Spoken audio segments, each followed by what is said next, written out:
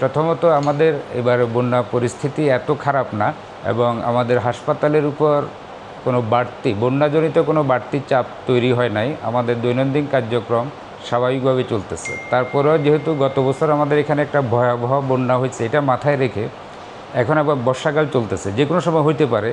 আমাদের পূর্ণ প্রস্তুতি আছে, আমাদের চিকিৎসক, নার্স, স্টাফ এবং বন্যা রিলেটেড জরুরি ঔষধ, আইভি ফ্লুইড, খাওয়া স্যালাইন, অ্যান্টিবায়োটিক এবং সাপের কামড়ের জন্য আমাদের অ্যান্টিভেনম এটা আমরা স্টক করে রেখেছি।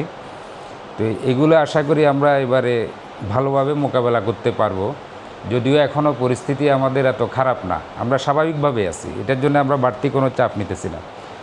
আর আমাদের জনসাধারণের জন্য আমাদের পরামর্শ হলো অযথা আতঙ্কগ্রস্ত হবেন না। বন্যা প্রাকৃতিক একটা নিয়ম, এটা হতে পারে এবং এটা আমরা ইনশাল্লাহ মোকাবেলা করব।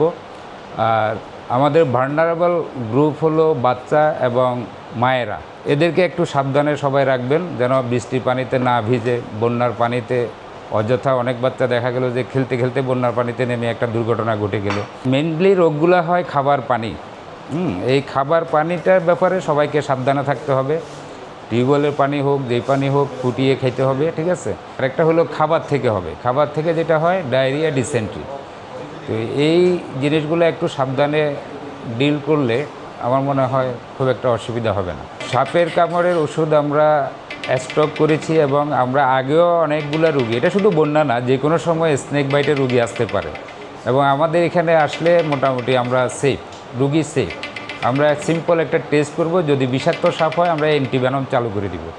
আর যদি বিষাক্ত না হয় তাহলে তো কিছুই করার দরকার নাই, জাস্ট অবজারভেশনের পরেই রিলিজ।